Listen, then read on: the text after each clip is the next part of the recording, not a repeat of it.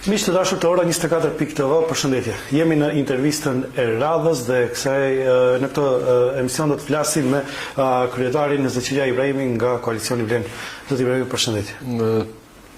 Përshëndetje dhe ju faleminderit për mundësinë.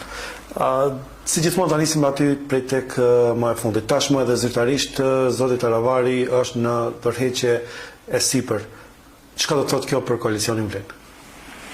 Sigurisht që neve si Vlen nuk na vjen mirë që ndodhi kjo dhe nuk ishte diçka që ne e kërkuam dhe e shtyjm, por kjo ishte diçka që as nuk mund ta ndalonim, për shkak se nuk varej nga ne. Dhe bashkëpunimi i zotit Taravari me Ali Ahmetin kishte qenë pak më i hershëm se s'kishim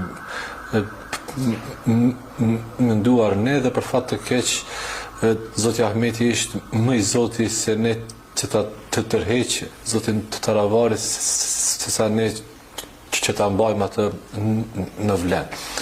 Kjo realisht ka ndodhur dhe pas kësaj ne vetëm mund ta falenderojmë për bashkëpunimin e deri të tanishëm e të dëshirojmë sukses bashkë me PD-in atij. Çka po ndodh për momentin në Vlen, si po menaxhohet gjithë kjo situatë, pasi që ka zëra të ndryshëm tash, ato që mundohen partitë politike, të paktën ne që jemi gazetar pak me më shumë përvojë, mundohen ta stabilizojnë një situatë me lajme me spina, me kundër spina.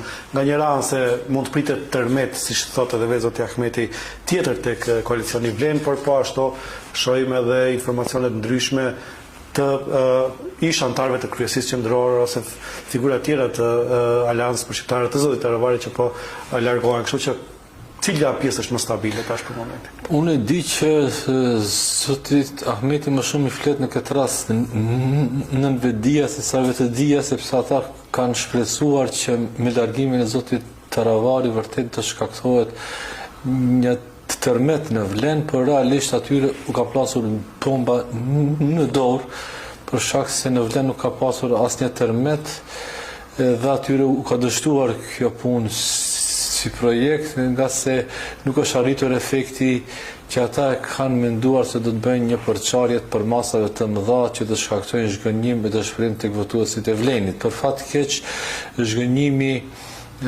është shkaktuar vetëm tek mbështetësit aktivistët dhe votuesit e Aleancës për Shqiptarët, të cilët siç jemi të informuar me shumicë po distancohen nga zoti Taravari për shkak të koketimit që ai e bën me PD-in, dhe realisht ky si projekt u ka dështuar atyre. Vleni të vazhdon të përfaqësojë